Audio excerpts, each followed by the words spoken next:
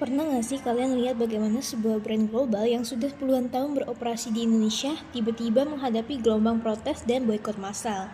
Nah, ini terjadi sama McDonald Indonesia pada beberapa waktu lalu. Kasus boikot McDonald Indonesia ini terjadi di Indonesia menunjukkan kompleksitas komunikasi krisis di era digital dan globalisasi.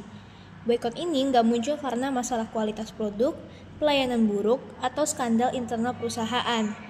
Sebaliknya, krisis ini dipicu oleh persepsi masyarakat bahwa McDonald's sebagai brand global memiliki keterkaitan dengan konflik geopolitik internasional, khususnya terkait isu di Timur Tengah.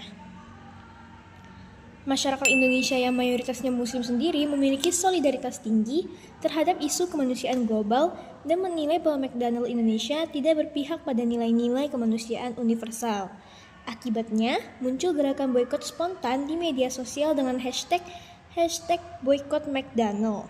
Video viral di TikTok dan Instagram yang mengajak masyarakat untuk tidak membeli produk McDonald dan dampaknya terlihat sangat nyata, yaitu beberapa outlet McDonald di Indonesia seperti di berbagai kota sepi pengunjung, bahkan ada yang sampai tutup sementara. Nah, dalam analisis mendalam ini, saya akan menggunakan kerangka teoritis Situational Crisis Communication Theory atau yang dikenal dengan SCCT dari W. Timothy Combs untuk membedah bagaimana McDonald Indonesia menghadapi krisis reputasi yang kompleks ini.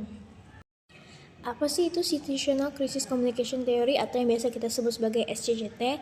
Nah, SCCT ini dikembangkan oleh W. Timothy Combs pada tahun 2007 dan telah menjadi salah satu framework paling komprehensif dalam manajemen komunikasi krisis. Teori ini mengkategorikan krisis berdasarkan tingkat tanggung jawab organisasi dan memberikan panduan strategi komunikasi yang tepat untuk setiap jenis krisisnya. Nah, SCCT sendiri membagi krisis ke dalam 3 kluster utama. Yang pertama, victim cluster, yang kedua, accidental cluster, dan yang terakhir adalah preventable cluster.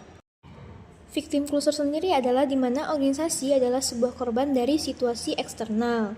Lalu ada accidental cluster yang dimana krisis terjadi karena faktor tak terduga atau kesalahan teknis tanpa kesengajaan.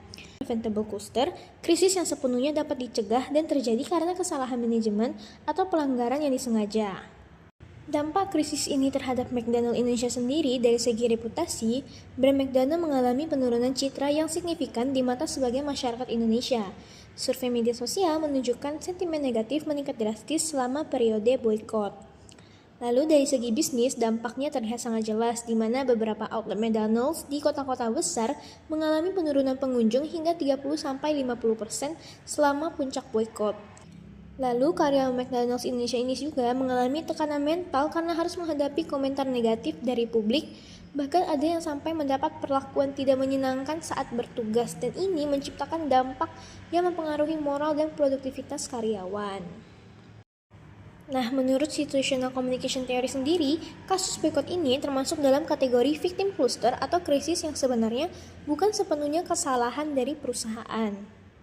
Mengapa demikian? Nah, McDonald Indonesia secara operasional merupakan perusahaan franchise yang dikelola oleh PT Rexel National Food atau RNF, sebuah perusahaan investasi milik pengusaha Indonesia. Artinya, keputusan bisnis, operasional, dan kebijakan lokal ditentukan oleh manajemen Indonesia, bukan langsung oleh McDonald Corporation Amerika Serikat. Nah, dalam SCCT sendiri, strategi komunikasi yang sesuai untuk victim cluster sendiri adalah diminish strategi dan juga bolstering strategi.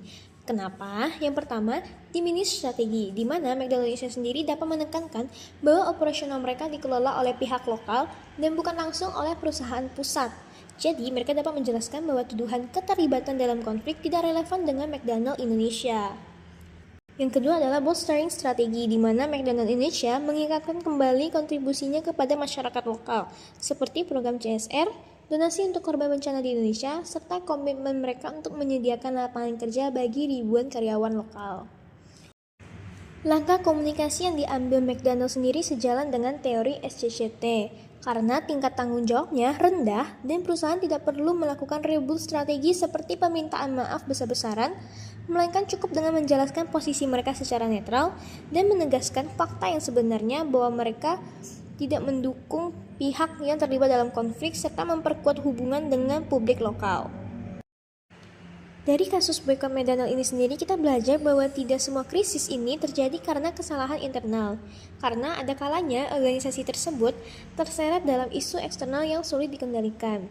Lalu melalui penerapan Situational Crisis Communication Theory atau SCCT, McDonald Indonesia memilih strategi komunikasi yang menekankan klarifikasi dan memperkuat citra positif mereka di mata masyarakat. Krisis memang tidak bisa dihindari, tetapi dengan komunikasi yang tepat, sebuah organisasi dapat juga menjaga kepercayaan publik dan mempertahankan reputasinya.